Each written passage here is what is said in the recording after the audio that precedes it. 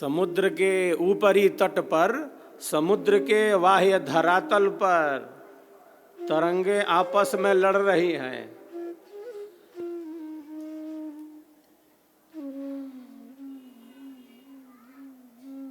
तरंगे समुद्र के ऊपरी तट पर तरंगे आपस में लड़ रही हैं। और तरंगों के लड़ने से अशांति है, अस्थिरता है, चंचलता है। तरंगों के लड़ने से अशांति है। समुद्र में ज्वार आ गया है, समीपवर्ती क्षेत्र खाली कराए जा रहे हैं। समुद्र के ऊपरी तट पर तरंगों के लड़ने से मैं तू यह वह तेरा मेरा।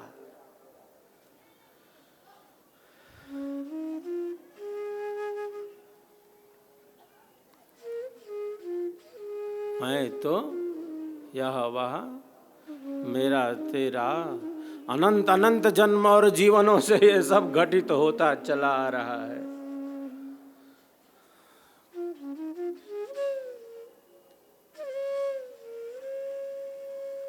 मन माया मरती नहीं, नहीं नहीं वासना नाश। यह शरीर मरी गया, कर माया मन नाश।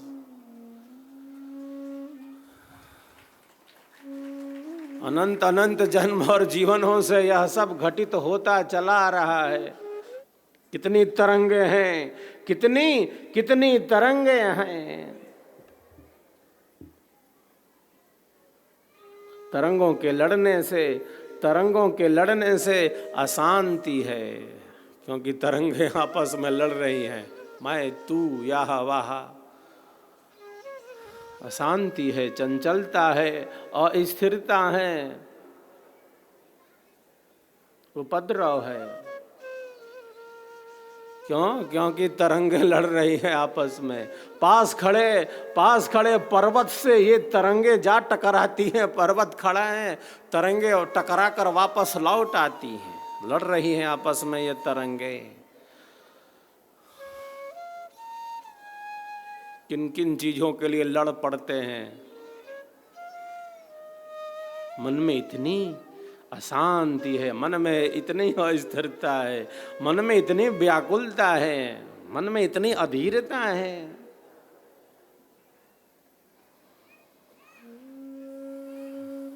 जो विवेक है, बुद्धि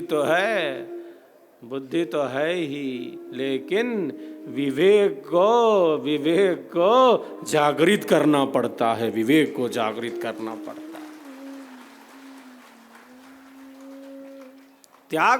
त्याग सकल जग यों करे, त्याग सकल जग यों करे, सब प्रभु का मम नाहि।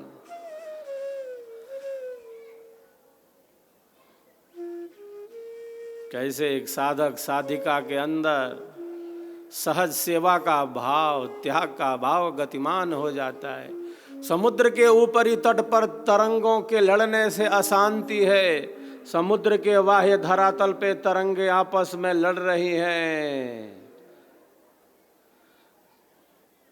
तरंगों के लड़ने से अशांति है, अस्थिरता है, चंचलता है। उसी समुद्र के गर्भ में, उसी समुद्र के गर्भ में, उसी समुद्र के अंतराय में, जिसके ऊपरी भाग पर तरंगे लड़ रही हैं, उसी समुद्र के आंतरिक भाग में, सूक्ष्म भाग में, उसी समुद्र के गर्भ में कोई तरंग लड़ रही है क्या? समुद्र के गर्भ में, समुद्र के अंतराय में कोई तरंग आपस में लड़ नहीं रही। वहां तो शांति का ही समुद्र है, वहां तो शांति का ही समुद्र है। वहां स्थिरता है, वहां सहजता है, वहां सरसता है, वहां सरलता है, वहां स्वाभाविकता है, वहां गंभीरता है, वहां नीरवता है, वहां स्तब्धता है। वो समुद्र का गर्भ है, समुद्र का आंतरिक भाग है, समुद्र का भीतरी भाग है। वहाँ कोई चंचलता नहीं, वहाँ कोई अस्थिरता नहीं, वहाँ कोई युद्ध नहीं, वहाँ कोई उद्वेग नहीं।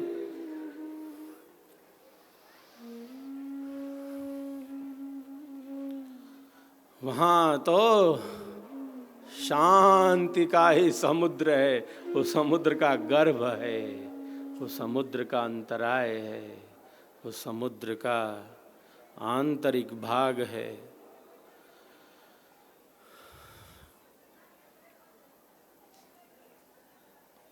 शांति का समुद्र, शांति का समुद्र हम सबके भीतर, हम सबके भीतर स्थित है।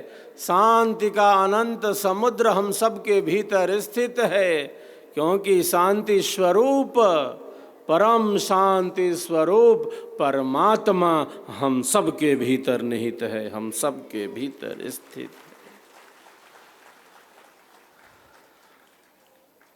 जर्रे जर्रे में है, जर्रे जर्रे में है झांकी भगवान की, किसी सूझ वाली आंख ने पहचान ली।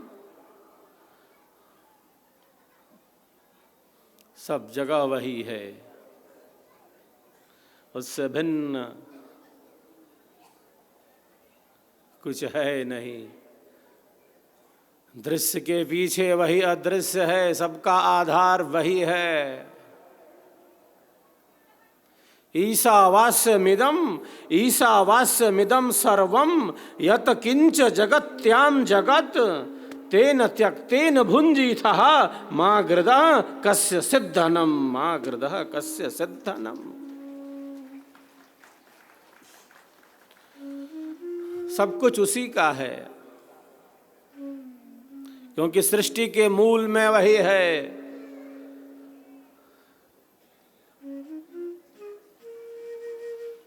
निमित्त कारण वही है।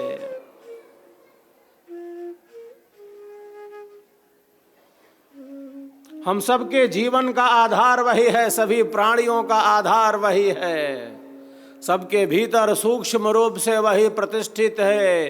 इसीलिए किसी को भी अज्ञान पूर्वक, अधर्म पूर्वक, अन्याय पूर्वक प्रताड़ित नहीं कर सकते, किसी को दुख नहीं दे सकते, किसी को दुखी नहीं बना सकते। अन्याय पूर्वक, अज्ञान पूर्वक, अधर्म पूर्वक किसी को भी प्रताड़ित नहीं कर सकते। न्याय पूर्वक दंड का विधान है, अन्याय पूर्वक नहीं, अज्ञान पूर्वक नहीं, अधर्म पूर्वक नहीं। किसी को भी पीड़ा नहीं पहुंचा सकते, यही सेवा भाव है। सेवा भाव मतलब हमारे कारण किसी को भी अज्ञान पूर्वक कष्ट ना मिले, हमारे कारण किसी को भी दुख ना मिले, हमारे कारण कोई भी दुखी ना हो जाए। अपनी कामनाओं को विशेष महत्व न देकर, अपनी इच्छाओं को विशेष महत्व न देकर, सामने वाले की उचित इच्छा को, शुभ इच्छा को विशेष महत्व देना चाहिए। अपनी कामनाओं को विशेष महत्व न देकर छोटों की विशेष कामनाओं को विशेष महत्व देना चाहिए। हमारे कारण किसी को कष्ट ना मिले, दुखी को और दुखी नहीं बना सकते, पीड़ित को और पीड़ा नहीं पहुंचा सकते। यही सेवा भाव है। सुख शांति सबको मिले, यह उपदेश हमार, सारा विश्व हमार है, हम हैं सब संसार।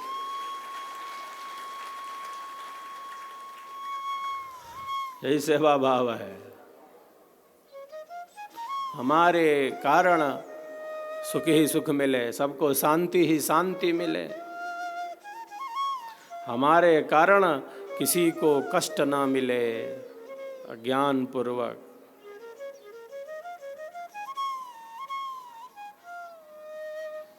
न मन से, न वचन से, न कर्म से, तीनों में से किसी से नहीं। कितनी बड़ी बात है। मन, वचन और कर्म, तीनों में से।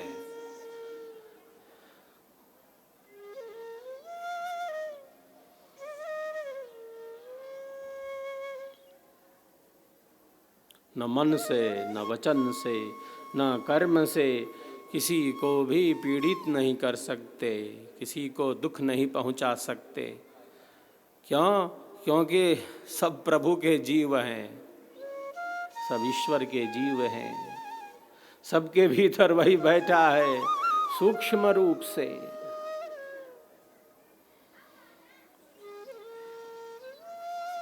न मन से, न वचन से, न कर्म से। बहुत बार क्रिया से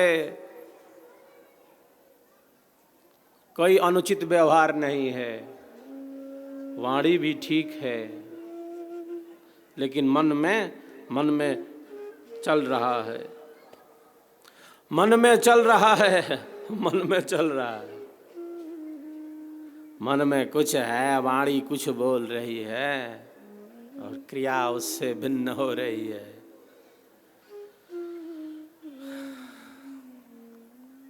अभी हमने वाणी का प्रयोग नहीं किया, न अच्छा बोला न बुरा बोला, अभी वाणी मौन है। और अनावश्यक बोलने से मौन रहना बहुत अच्छा है। मौन वाणी की प्रथम विशेषता है। जो वाणी की चोट लगती है तो भीतर तक जाती है, वो घबरा जाता है। अज्ञान पूर्वक, अधर्म पूर्वक किसी को वाणी से चोटिल नहीं कर सकते।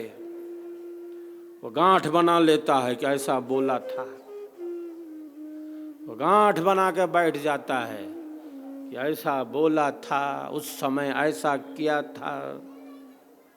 उसके अंदर द्वेष की भावना बढ़ने लगती है, क्योंकि शब्द की चोट खाया रहता है। विवेक युक्त वाणी का उपयोग हो, प्रयोग हो, किसी को भी दुखी नहीं कर सकते अज्ञान पूर्वक, अधर्म पूर्वक। वो गांठ बना लेता है, ऐसा बोला था, ऐसा किया था।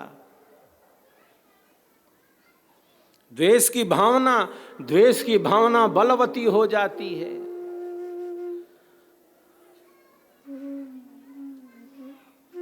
राग और द्वेष ये साधक साधिकाओं के समक्ष बड़ी बाधा हैं, जिन्हें राग और द्वेष कहा गया है। 5 प्रकार के क्लेश हैं। क्लेश मतलब जिससे दुख उत्पन्न होते हों। प्रथम है अविद्या, अस्मिता, राग, द्वेष और अभिनिवेश। क्लेश, ये 5 क्लेश हैं। क्लेश वे हैं जो दुखी बनाते हैं। शब्द संहारे बोलिए, शब्द संहारे बोलिए, शब्द के हाथ न पाओ। एक शब्द औषधि करे, एक शब्द करे घाव, एक शब्द करे घाव। वाणी का क्षय बहुत बड़ा क्षय है, वाणी का दुरुपयोग बहुत बड़ा दुरुपयोग है। क्योंकि वाणी के रूप में ईश्वर ने हम सबको बड़ी शक्ति दी है। वाणी को दूषित नहीं कर सकते, वाणी को अपवित्र नहीं कर सकते। यह जो स्वर वेद है, यह जो विहंगम योग का ज्ञान है, यह वाणी शुद्धि की भी क्रिया है। जो स्वर वेद की वाणी बोलने लगता है, जो विहंगम योग के ज्ञान में रमने लगता है, रचने लगता है, बसने लगता है, उसकी वाणी तो जैसे बिल्कुल शुद्ध हो जाती है, उसकी वाणी भी पवित्र हो जाती है। हम ऐसी दिव्य वाणियों का, सद्गुरु की इन दिव्य वाणियों का पाठ करेंगे, उच्चारण करेंगे, श्रवण करेंगे, तब क्या हमारी वाणी शुद्ध नहीं होगी? क्या हमारे विचार पवित्र नहीं होंगे? अवश्य होंगे। स्वरवेद की वाणियों से, विहंगम योग के स्वर से हमारा जो मन है, हमारी जो वाणी है और हमारी जो क्रिया है, हमारा जो व्यवहार है, वह तो बिल्कुल सत्य में ही प्रतिष्ठित हो जाता है, ज्ञान में ही प्रतिष्ठित हो जाता है।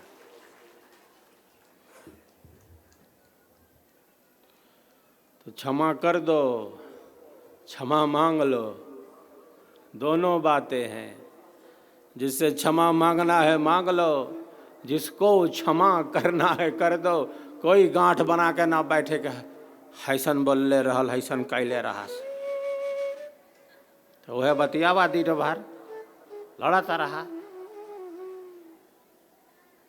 मैं तू यह वह, सत्संग ना होने से, सत्संग ना होने से, स्वरवेद ना होने से, सत्संग के अभाव से केवल यही चिंतन चलता रहता है, मैं तो यह वह। तो क्षमा कर दें, जिसको क्षमा कर दें।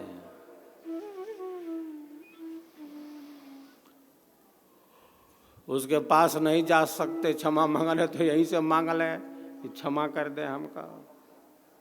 जिसको क्षमा करना है वो नहीं आ रहा है, तो यहीं से क्षमा कर दें। आप बड़े दिल वाला बने, विराट दृष्टि में चलें, विराट चेतना में चलें, मन को अस्वच्छ ना करें, मन को दूषित ना करें। संसार में यही है, यहाँ परिवर्तन है, यहाँ मैं तू यह वह है, यहाँ हताशा निराशा कुंठा अवसाद है, यहाँ दुख हैं, संसार के विषय दुख रूप हैं। संसार के विषयों में दुख ही जैसे अधिक हो, तो क्षमा कर देना, क्षमा मांग लेना। गांठ बना कर ना बैठ जाए, द्वेष की भावना ना हो, ईर्ष्या भाव ना हो, बदला लेने की प्रवृत्ति ना हो। न्याय पूर्वक दंड का विधान है, दंड जितना आवश्यक हो उतना, न कम न ज्यादा, लेकिन वह न्याय पूर्वक है। ईश्वर न्यायाधीश है, ईश्वर के न्याय पर भरोसा करें। देर हो सकता है, अंधेर नहीं है, अंधेर नहीं है।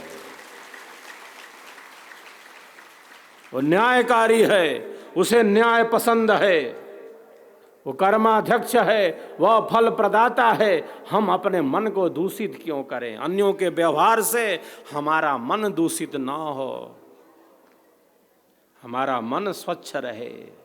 अपने विचारों को हम अशुद्ध नहीं कर सकते।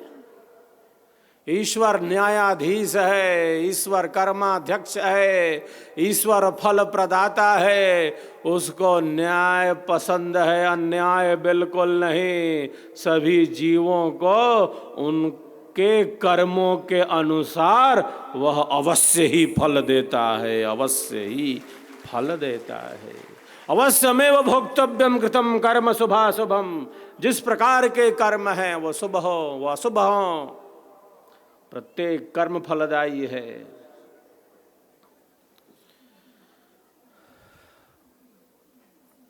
कर्म फल का यह चक्र है, प्रत्येक कर्म फलदायी है।